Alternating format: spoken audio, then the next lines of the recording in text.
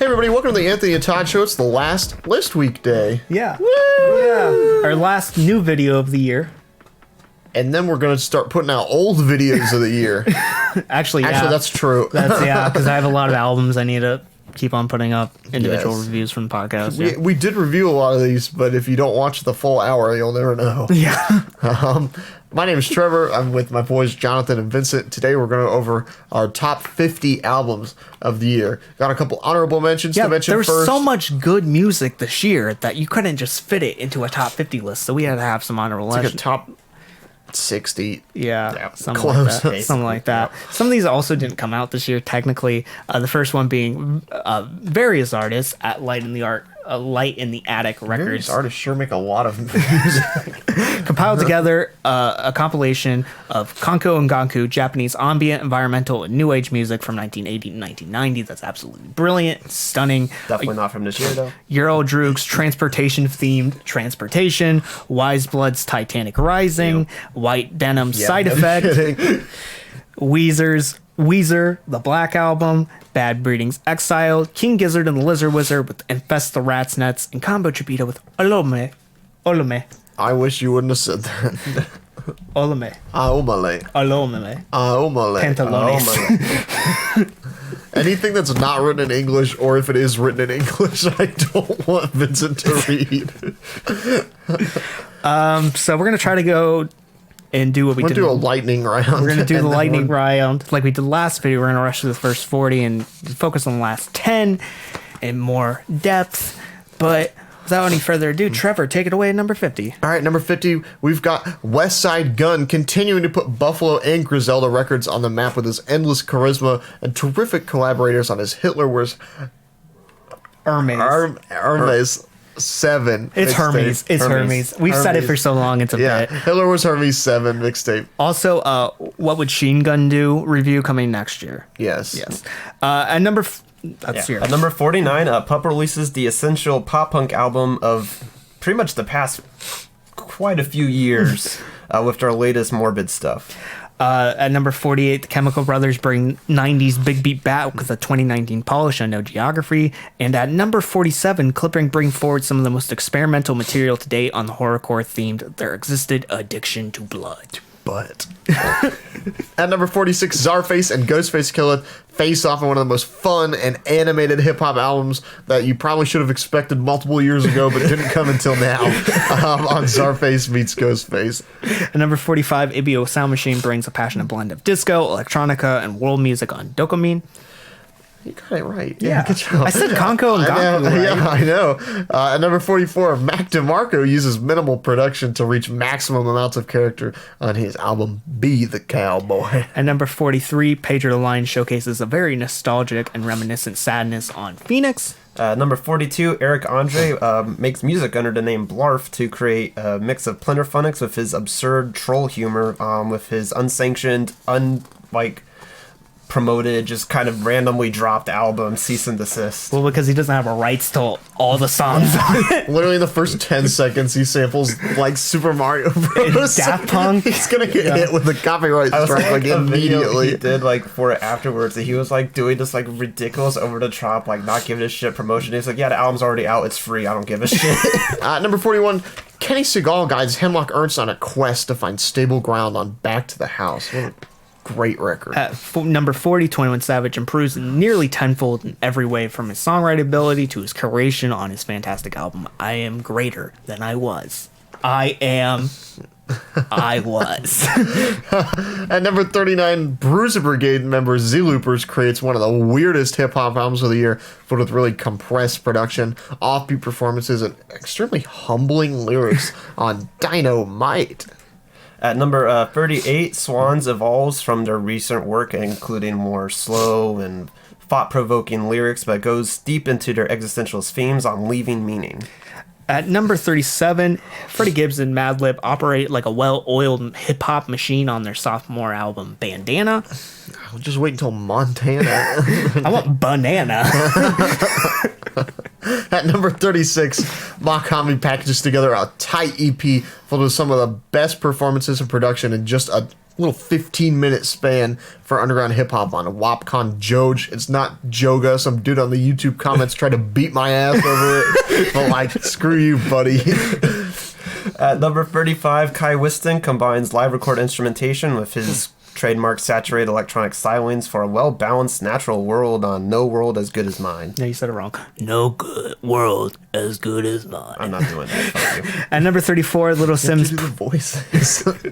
Number 34, Little Sims puts out one of the punchiest and venomous albums you'll ever hear all year on Gray Area. At number 33, Girl Brand is back, and they produced the essential noise rock album of the year with a textured, overwhelming, all-encompassing, nonsensical odyssey that is The Talkies. Number 32, Charlie XCX dives into some experimental sides of pop with some excellent features on the sweet tooth avant-garde pop record that is Charlie. At number 31, Aesop Rock and Tobacco come together as Malibu Ken, making an adventurous, synthetic, and just plain old odd self-titled album. And then at number 30, Carly Rae Jepsen comes through with sticky hooks and a cutesy personality on the lovely Dedicated. At number 29, Flume flourishes when the stakes are low with a looser format, surprising features, and ton of character on his mixtape. Hi, this is Flume. I didn't want anything else. That was perfect. At number 28, Rhapsody pays homage to influential black woman with a bold personality and consistently great flow on her album Eve. At number 27, Denzel Curry comes through with an ode to his hometown of Carroll City, filled with Curry's quintessential characters and features from the surrounding Carroll City and Miami area on Zoo. At number 26, Caroline Polachek's tremendous range and emotion makes for one of the most noteworthy pop albums of 2019 on Pang. At number 25, James Blake breaks out into a paranoid frenzy when contemplating his relationship, delivering some of his best performances, features, and production to date on Assumed Form. Number 24, Tropical Fuckstorm gets more experimental, more absurd, more personal, and more slow and methodical with their sophomore album, Braindrops. Number 23, David Berman's debut under a new act of the name Purple Mountains, in which would be his final release before his passing.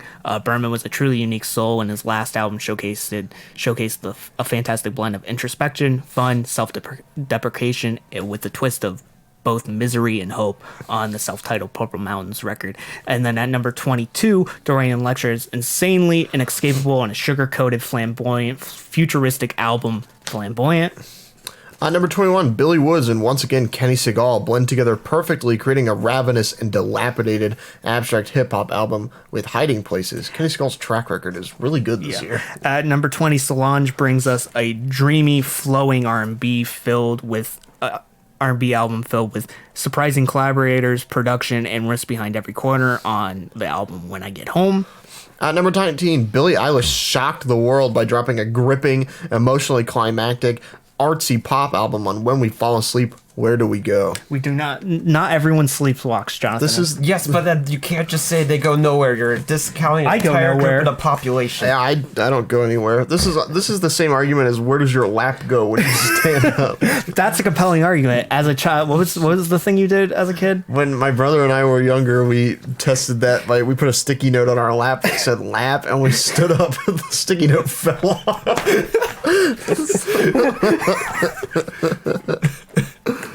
At number 18, while not as manic as Atrocity Exhibition, Danny Brown delivers hilarious, offbeat, and slick as ever bars in the Q-Tip executive-produced album You Know Hat Tim Sayin'. I hate you.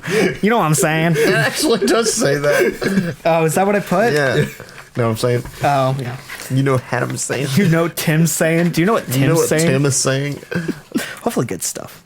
Number 17, JPEG Mafia's insistence on disappointing us has failed once again by getting rid of restrictions on his music. Peggy shows us his most vulnerable and unpredictable side on his latest album, All My Heroes Are Cornballs. At number 16, Michael Kiwanuka, smoky voice breathes in life into a soulful and sad album touching on everything from relational relations to personal relationships. Danger Mouse and Inflow's production helps make it one of the most grandiose albums I've heard all year on the self-titled Kiwanuka. At number 15, Show Me the Body unleashes a chaotic and aggressive and rough hardcore punk masterpiece with Dog Whistle, really showcasing where the future of hardcore punk can go since it's kind of stagnated for a while. At number 14, Black Midi covers so many genres from experimental rock, punk, hardcore punk, and even a bit of country on the truly widespread and almost undefined Schlagenheim. Number 13, Matmos. Is that how it's pronounced? I always get it Yeah, wrong. Matmos. I think it's Matmos. Explores the positives and negatives of plastic by creating an album made up of only samples of various types of plastic, creating wonderful and terrifying environments in the process of what they deem to be their plastic anniversary. And at number 12, Ural Droog finds his environment on the hilarious and dusty. It was even close. Finally, at number 11, Justin Vernon and company mesh their old and new styles together on the simplistic and straightforward, yet very enjoyable and earthy album, I, From Bon Iver. And that's it. We're at number 10, and it didn't take us that long. I'm proud of us. Again, we're making good time. At number 10, Slow Ties, nothing great about Britain, but the greatest thing about Britain is Slow Ties' bare ass. his insistence to constantly just strip to his trousers every time he's performing. I have a feeling that he put himself in that stockade because he wanted people to see him. What a year he's had, though. I think 2019's been a great year for Slow Tie. because he kind of came out of the blue. When I first heard him on this Flume record, that's the first time I heard him. I was like, this guy's great. Yeah, he's very British. I liked it. because he's only kind of been popular in his own area for a while, and he's released singles like Drug Dealer and Doorman came out last year. But this year he just blew up because he was on Flume. He was on Igor. He was on the Brockhampton album. Yeah. Nothing Great About Britain was great. He did the single with Denzel Curry, Psycho. Yeah. He had a huge year, and he's one of those artists that just I feel like has managed to cross the pond perfectly, and kind of blend. Safe flight. He had a safe flight. No, but he blends together so many elements of punk and hip hop into a way that remains true to itself. It's not taking like a '93 punk approach. No. It like manages to be its own new thing. He has his own unique style, his own unique manic personality that is completely strange. I think in 2020, since it's new year, nude him, nude performances, no trousers.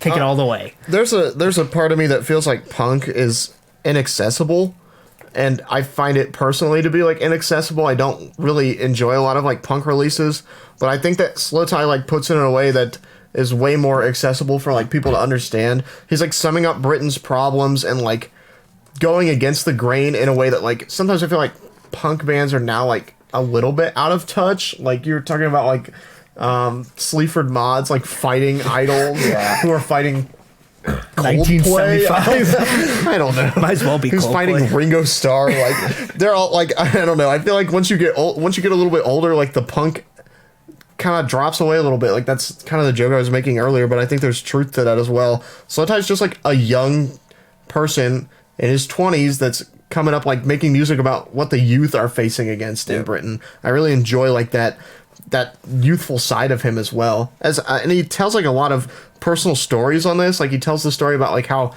and his dad were going to go to the soccer game, and No, it was his stepdad. Or his stepdad were going to go to the soccer game, and they got on the wrong train and like went to the wrong place or something. No, what happened is his stepdad promised them that he got tickets, and then he lied and said he did, and then when they got there, he had like buy tickets off a scalper or something like that, and they were like they didn't come in until like halfway through the game. I thought they went to the wrong place.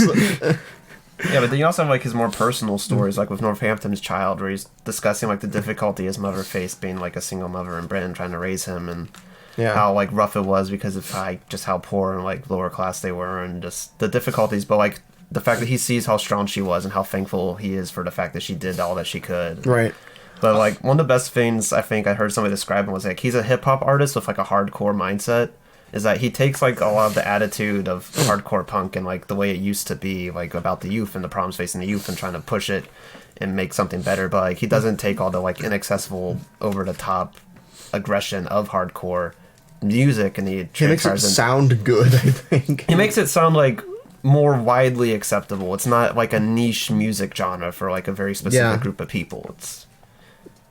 It's more broad, so you can get the most people listening and the most people hearing, most people talking about it. And and like you mentioned, like the personal stories, I think just make that like the icing on the cake too, because like I think punk or even going against like big problems, they just talk very like broadly about. It depends on which one you're listening to. Yeah, I'm thinking like, well, I mean specifically, I'm thinking like Rage Against the Machine or something. Yeah. They're like extremely broad, like fuck everybody. Like, let's burn down everything. Fuck all these bulls on parade. I only want to fuck one bull on parade. There are too many bulls. We only need one. Burn the White House down.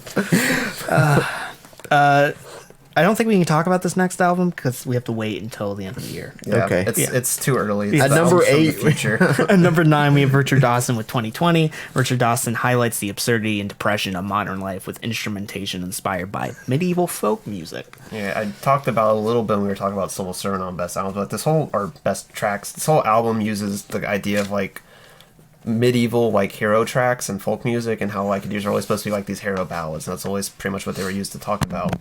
And instead of focusing on like the heroes of today, it's focusing on just the basic common people who are just trying to make their day-to-day ends meet and live their lives and try to survive.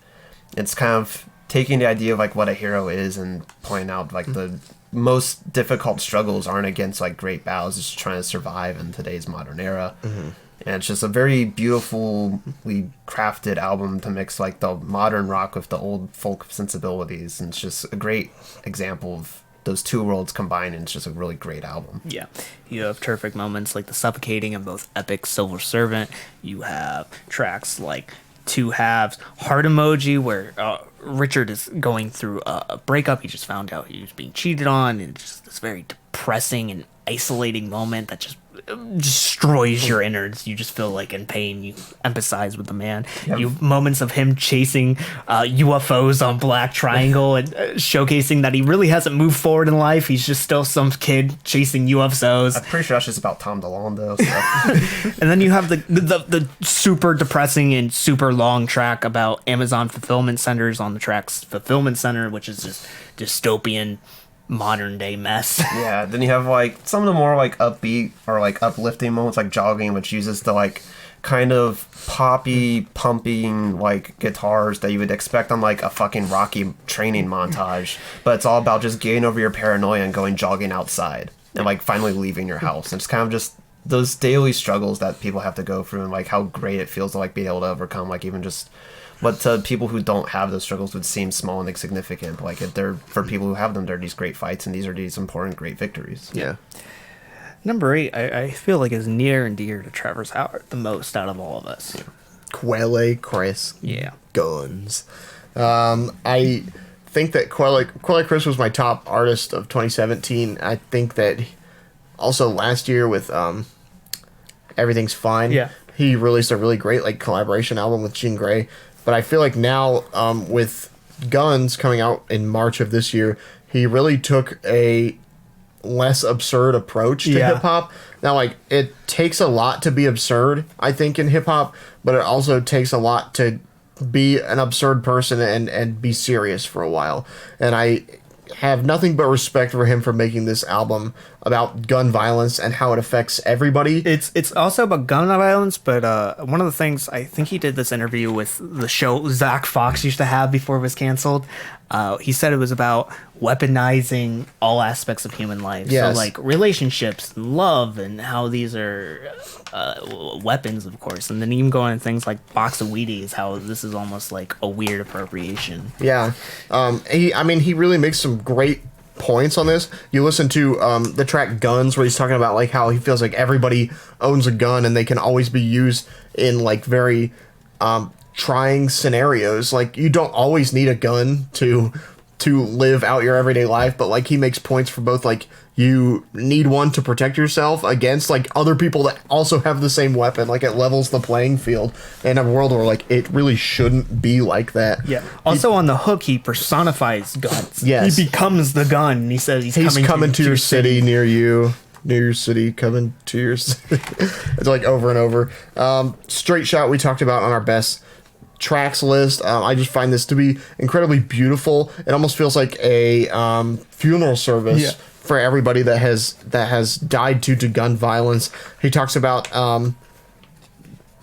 I just think that every point that like he brings up on this album is incredibly poignant and political, coming from somebody who also made the track Buddies. Like, this is the same guy, and I have a lot of respect for like his opinion and You his have tracks like viewpoint. Mind Your Business, where he thinks people should mind their own business and not be involved in other people's problems. It's The Law, where he kind of goes over the critique that it's like it's okay to have a gun because it is the law, and since it's the law, it's okay because Jesus made the law. Just like Right. I really like the track. It's The Law as well because like it goes over like how people just don't question things like the Constitution, or you don't question like what lawmakers are doing because they are the end all be all. They are Jesus. Like our Constitution was written by Jesus. Like if you can't change it, you can't do anything with it. And I like that critique on that. Yeah. I like the almost sarcasm that like comes with that. I love the beautiful moment, You, Me, and Nobody Else, which gives me very college dropout, miseducational Lauryn Hill type vibes. It's very beautiful. Him expressing his love for Jean Grey, and they're kind of the only two people in the world that he really cares about.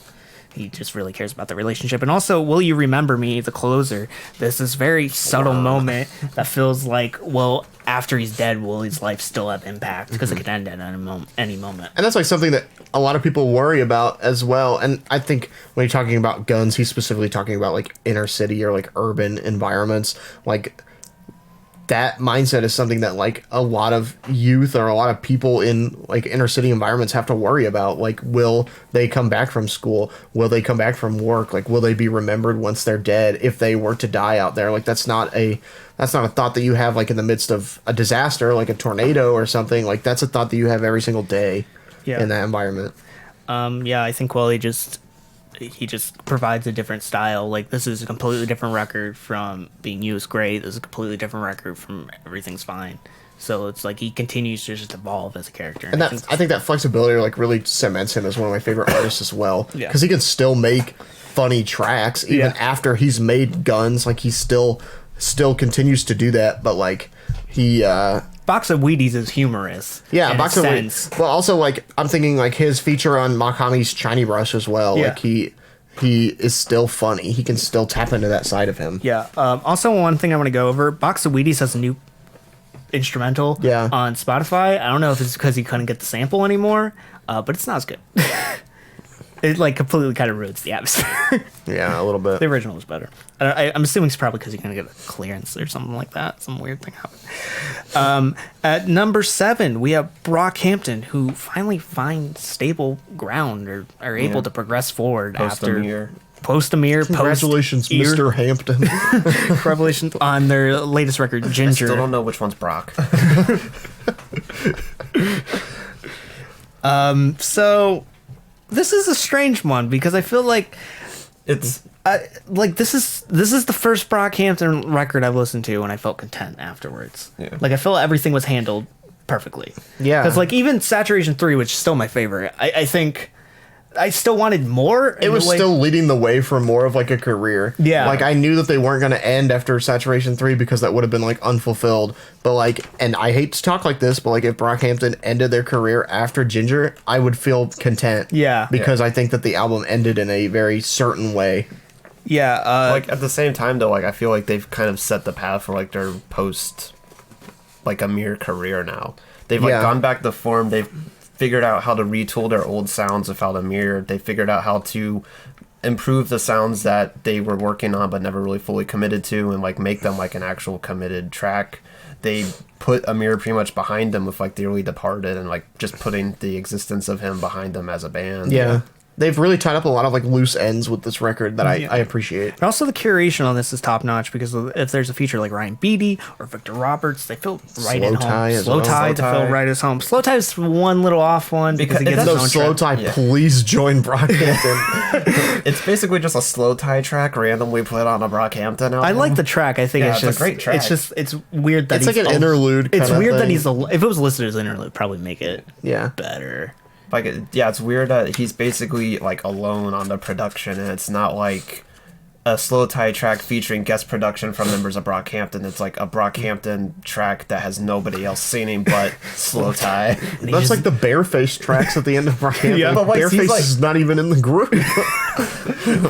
But like speaking of members like Bareface, they feel right at home on this. Like, Now they do. Iridescence, they like it was better, but here it just feels like perfect. Everyone feels like they're getting the same amount of exposure. It doesn't feel like the Kemen Abstract show. It doesn't feel like Dom was repeating himself like he was on Iridescence. It didn't seem like Matt took like 3 steps back like he did on Iridescence as well. No, Everyone's everybody themes- is really Like progressing. Merlin feels like a well-rounded artist, not just here's some chaos for a little bit. Yeah, and It's the Joba's same with not just Joba a as hug. well. Yeah.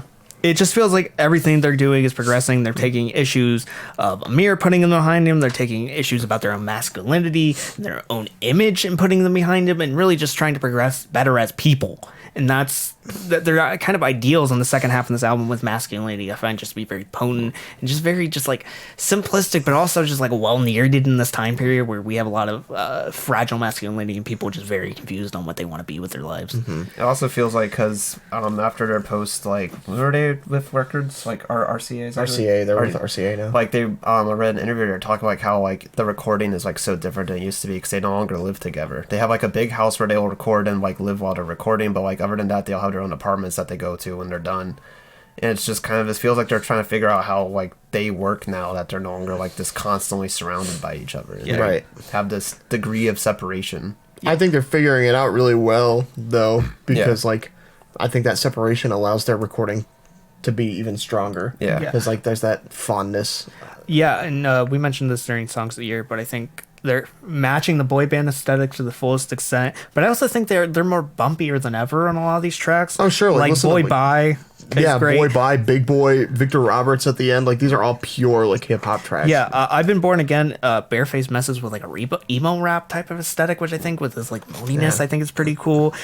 Big Boy is just infectiously catchy. It reminds me a lot of like the cuts that were on Saturation 1, just kind of mindless and fun, but still talking about like dark issues. And the Victor Roberts feature at the end talking about Victor Roberts' story about he got a bag of cocaine and then his family's house was investigated because he was just left with this bag.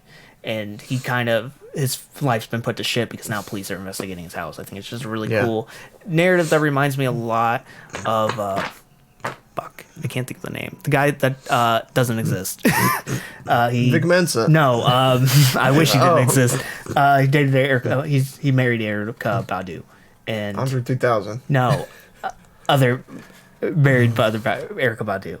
Can't think of his name. He never put out an album. Big Boy. Andre 3000. He did the Eternal Sunshine of the Mind EP thing. J Electronica. J Electronica, yeah. That's who it reminds me of. Couldn't think of the name. But yeah, I think this is a fantastic record, and I just feel super content with it. I'm really happy they're making great music. At number 6, we have Oteboke Beaver with Itakama Hits. Oteboke Beaver put out one of the strangest... Let Jonathan talk about this one. Why? Do you not like me saying? No, I don't like I- your Japanese pronunciation. So it's Otoboke Beaver Itekoma Hits. Itakama hits. That's how you said it. I'm sorry, I try to don't read have it fast. say it fast. I feel like I kind of have Are you to. puffy? I hate you. So anyways, so Oteboke Beaver with their compilation kind of album. Yeah. It's so all the tracks on here were tracks that they had, well, most of them, some of them are new, were tracks they had previously recorded, but then they re-recorded the tracks with their new drummer. And like a lot of them sound like pretty drastically different. A lot of them have a much faster tempo than they used to. They're much higher energy. The recordings are cleaner. Yeah, and there's constant beat switch ups that are just completely insane. Yeah, and like for an album that's largely made up of previous tracks from different projects and different EPs and random singles, there's a shocking amount of cohesion on this. Like every track flows pretty flawlessly into the next one.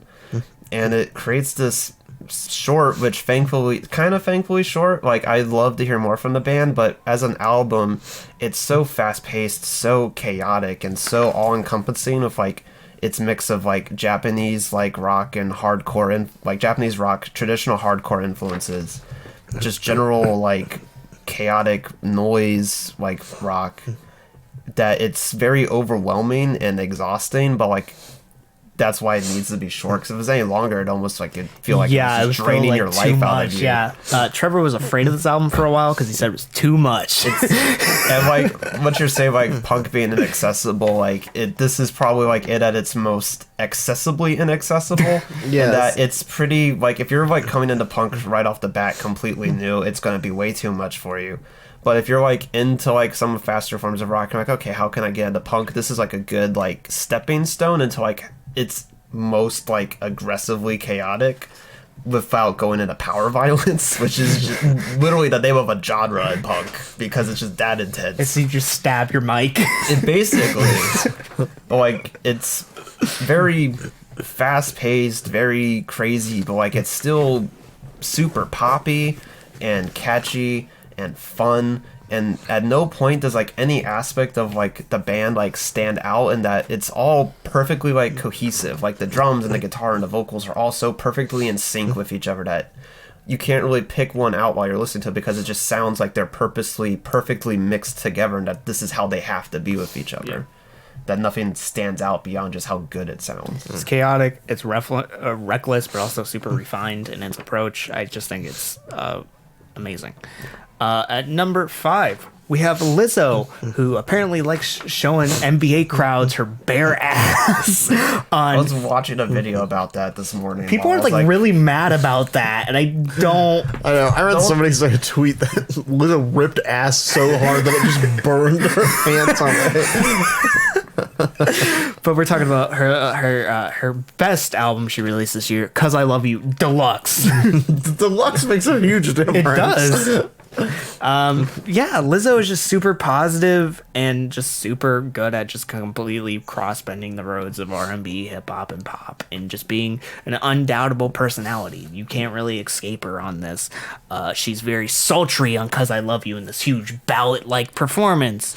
You got moments that are very playful and kind of cheesy, like a Girl, where it's all about girl power, and it seems very fun and light. You have Soulmate, where she feels like she's her own soulmate, and it's just super empowering. And it's just very nice to see that she actually has a ton of self-love for herself. Her being Pass the Torch on Tempo by Missy Elliott on this huge body positive track is just fantastic. It's earth-shattering, it's bassy, it's brilliant. Then you got tracks like the other sultry song Lingerie. You have the fantastically frantic and poppy Boys. You got the incredibly cheesy but charming Truth Hurts. There's just so much to love about this. Yeah. I really can't say enough. This thing is just a good composition of just a lot of great personality. It just makes you feel good. It's just the feel-good album of the year. It's just really nice. It really is. Yeah. It's not the most, I think, futuristic album it's not like boundary pushing. It's not the future. It's not Richard Dawson's 2020, which is literally from the future. Yeah, and it's not future drinking lean. There's two things that this isn't. But it's not like overly boundary pushing or like groundbreaking. It's not doing anything like particularly new, but it does what it does so well and so truthfully and earnestly that it's just so fun to listen to and so just positive. It makes you feel good listening to it. It's literally that if you have a good personality, it reflects in your music. And personality makes the key difference in all of music. And I just think she has the best personality out of a lot of these mainstream performers right now. Yeah. Moving on to number 4, Injury Reserve with Injury Reserve. Yay. Injury Reserve, the Arizona-based trio of Richie with the T, Steppa Groggs, Parker Corey, is been making their name since 2015's Live at the Dentist's Office, following up with 2016's Floss, in 2017's Drive It Like It's Stolen EP. I'm kind of upset they didn't keep the teeth and like dental work metaphor going. I missed that a little bit. They had a perfect album art because like a New Year's 2 years ago, there was an accident where a car that looked like very similar to the one like they were driving in Drive It Like It's Stolen crashed into the top of a dentist's office. They didn't use They it. didn't use It's kind of a waste of potential. I like the one that they have now. Yeah, that's good. It's too. really grown on me. It's grown on me. But on this, they kind of deal with a bunch of confusing aspects. It's about kind of the rise of frame and how it builds boundaries between the people around you. Also kind of makes you reflect on if you're being preachy or not, or if you're living up to your own dogma. I think Richie, with the T on the track, Best Spot in the House, is kind of contemplating that, really thinking about is his idea of what he's preaching, talking about bringing up a friend in a previous track, bringing up the death of a friend in a previous track who we never really saw or cared for to begin with, if that's really true or true reflection of him. You got some of the most boundary pushing tracks today, like Jawbreaker, which has this very a xylophone type. It sounds beat. like a little kid's instrument. They're playing it, and then I think the hook on here is completely infectious. Rico Nasty's verse is awesome. Proteins is great. Yeah, Proteins. Who did the first verse? Richie? Yeah. Richie's verse is literally not even like a verse. He's just talking about how he's annoyed with people making Fits accounts on Instagram. And then somebody made a Fits account for their music Groggs, video. yeah. And like everybody that was in the music video, which I think is hilarious. Groggs talks about the downfall or how being obsessed with fashion could really have an impact on your own image. Tracks like Corona Live have this terrific scratching by 8-Track is on it, and he has terrific scratching, but it's completely saturated and kind of glitchy, which is really nice. A nice like tasty opener to the album. Oh yeah, when they finally get into the verse, it's incredible. Jailbreak the Tesla with Ahomale is fantastic. I think there's elements missing. I still mentioned that in the review, but like I think as it is, it's still a fun, futuristic, glitchy track. Gravy and Biscuits is strange with kind of like a ragtime feel with to a it. ragtime with glitchy synths in the background, Yeah. like the weird chirps. It comes out to be really strange. Creating a whole entire rap song tutorial. We're going over I love each the of the meta aspect of like the humor, like when you tell like write the lyrics, you just hear like the clicking of like the iPhone key. Yeah. but also making it seem so easy in an age where people think it's so easy when it really in reality isn't. Which bleeds into Wax On with Freddie Gibbs. Yeah, with some Just terrific features super from Freddie hard. Gibbs, and then What a year it's been. Yeah. With samples the Silver Might Zion song, 13 Angels standing guard around your toilet or whatever at 3 a.m. Gives me like very Dark Twisted Fantasy vibes. No, like it doesn't. It doesn't give me grandiose- Dark Twisted Fantasy. It gives me like I'm something. telling you what I get the vibes of. You don't tell me what I get the vibes of. It gives me these Dark Twisted Fantasy vibes in that it's like very grandiose and trying to like fill the space with like a more spacey kind of sample to it. I get like. And then like once it actually like grows into its fullest potential with these like really hard drums, that's what that reminds me of. I get very like ethereal. I get like otherworldly. It's extremely like I feel ethereal like I'm at the being picked beginning. up by aliens, and Richie T is just on the spaceship telling me how his year's been and how it's not been good and how fame.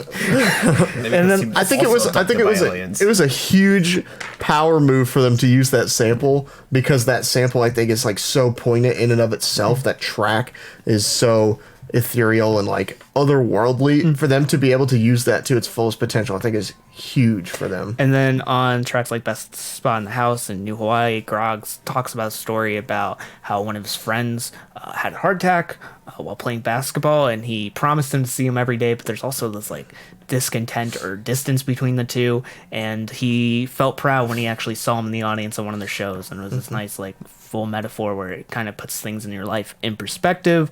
And also Richie's ode to his current relationship on New Hawaii is just brilliant, and some lovely drum vocals, and I really enjoyed Tony Velour's vocals on that as well. And then Three Man Weave, we talked about the best song. I think They should screw that guy that had a heart attack. Let's go play some basketball.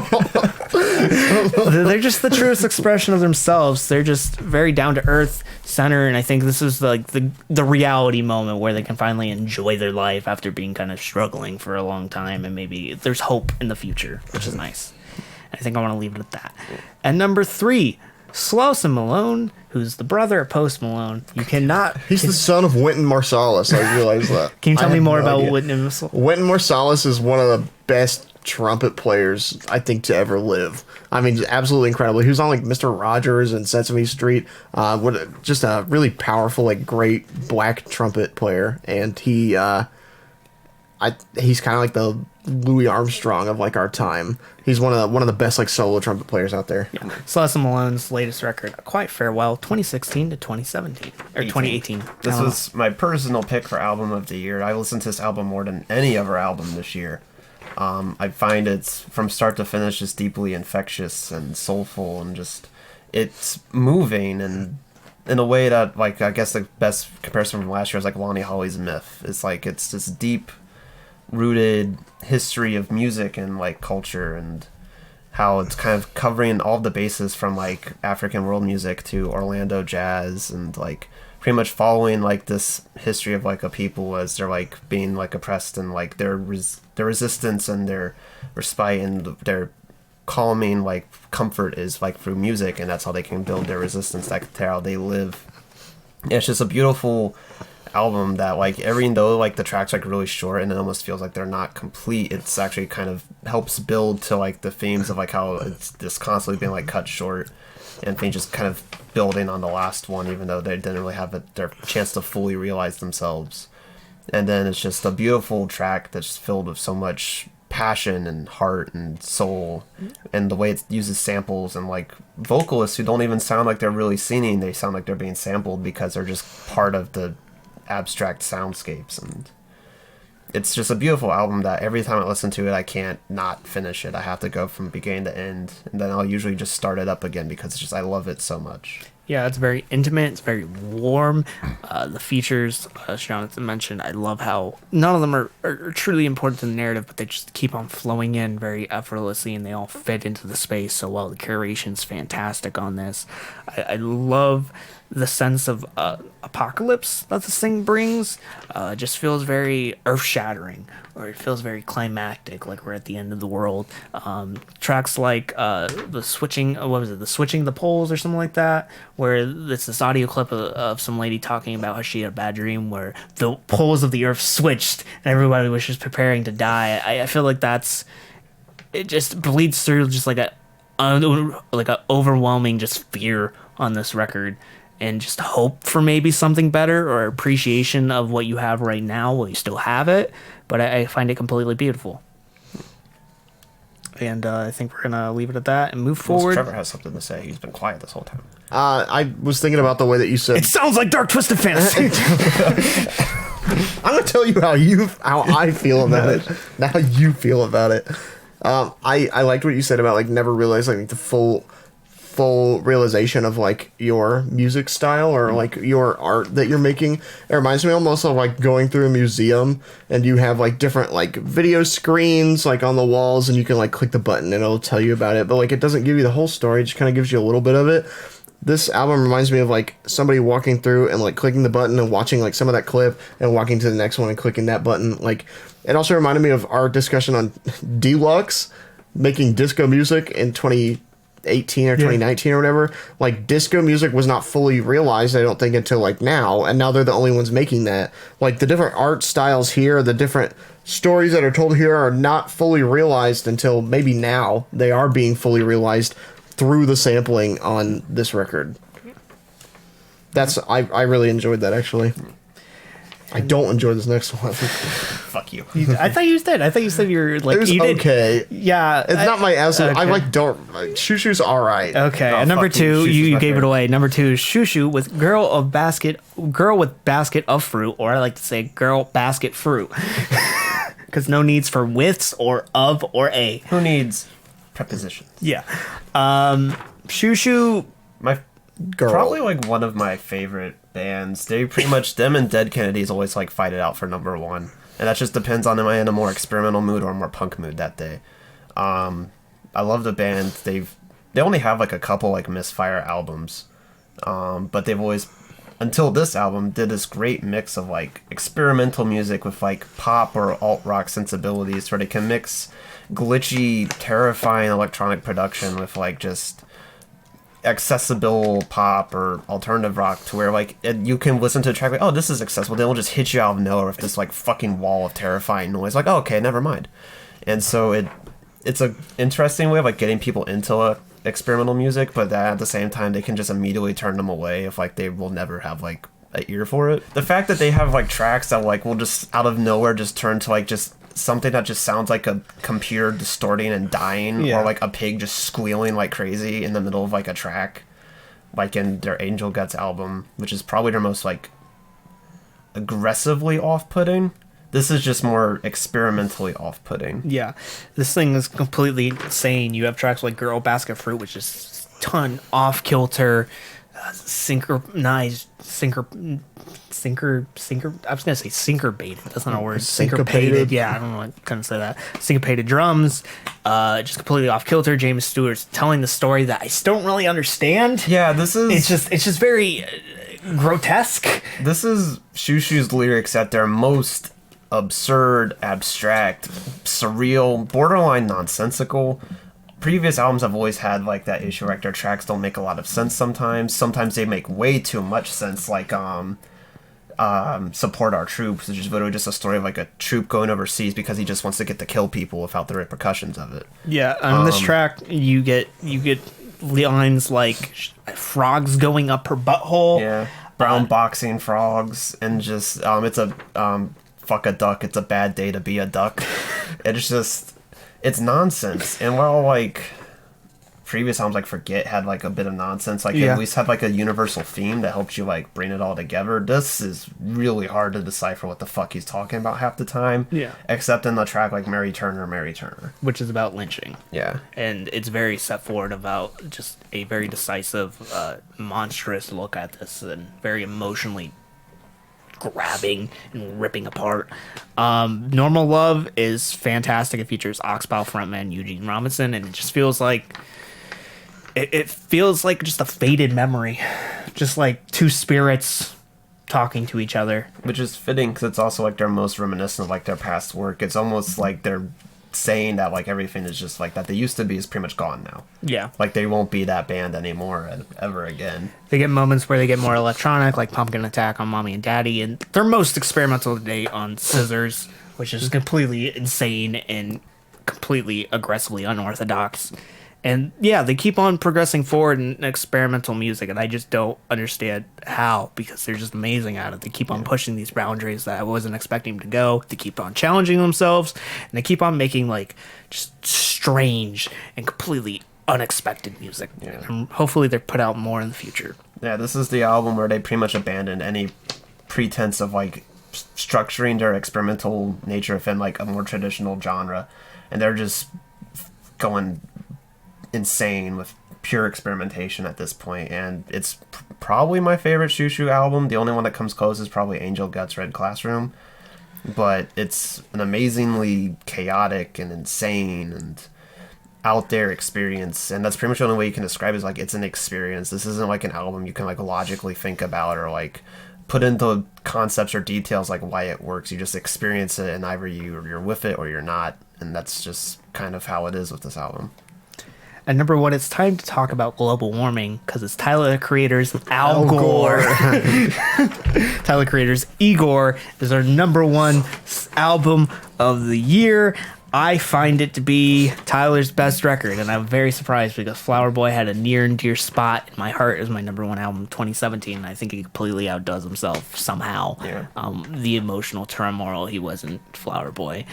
This is a complete improvement on many of the things Tyler struggled with in the past, like his singing ability. I think he improves so much in his control of pitch and his control of harmonies, especially with other people like Charlie Wilson. I just think his use of curation on this, every feature, some of them are just more like background vocals that don't really fit in, but like his use of everything has a purpose, and it fits so perfectly into a lot of these tracks. His nuance into a relationship, a breakup album is so perfect. There's so much depth, not because it's only talking about the breakup, because it's talking about the aftermath and him trying to get his life together after a breakup and him just trying to be friends with the person.